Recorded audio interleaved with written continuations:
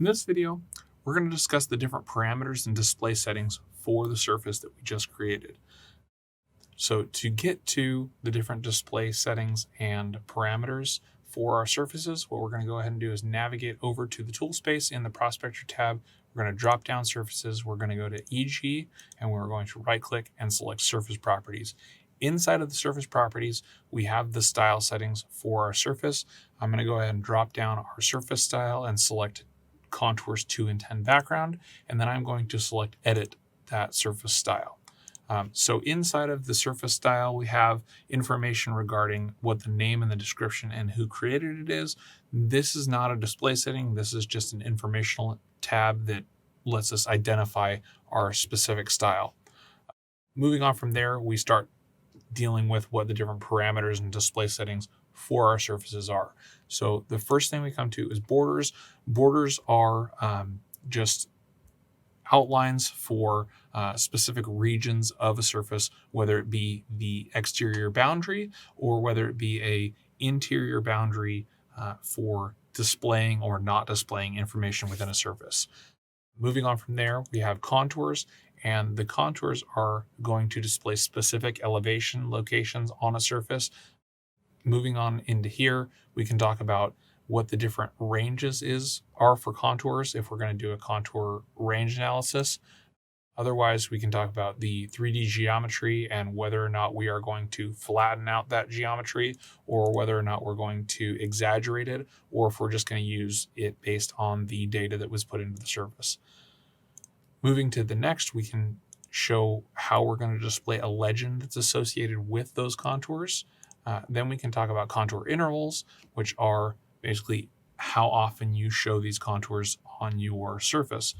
Since this is a 2 and 10 contour style, we have our minor intervals set at 2 feet and our major intervals set at 10 feet. Moving into the next option, we have the contour depressions. If you have a depression in your surface and you choose true for display depression contours, then you can choose your tick mark intervals and tick mark lengths. Those ticks will indicate that there is a depression in the surface and there's no outlet for that depression on that surface. And then contour smoothing basically makes it so that the contours that are being displayed inside Civil 3D are not jagged, they're rather smoothed out.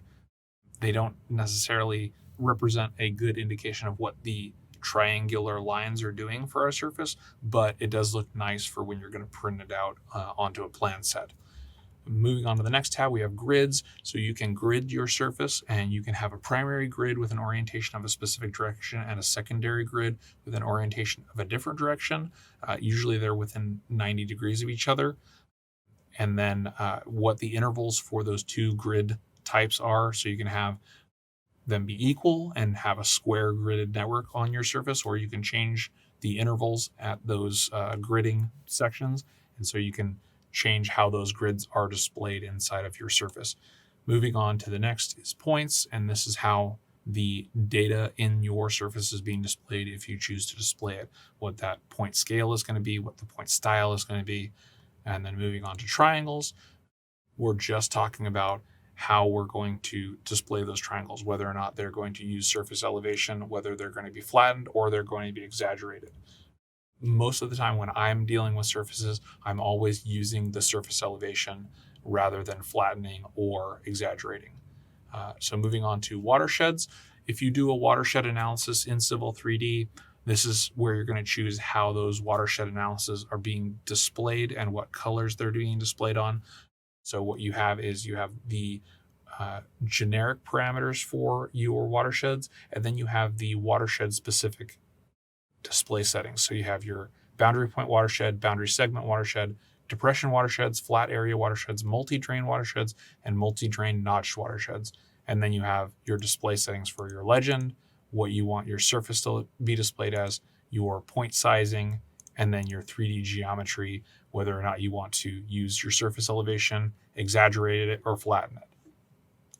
Moving on to analyses, there are analyses that you can perform as part of a surface in Civil 3D, and those are what are the directions of the faces of your surface, what are specific elevation ranges inside of Civil 3D, what the slopes are and what their percentages are and ranges of those slopes inside of Civil 3D, and then displaying arrows associated with those slopes.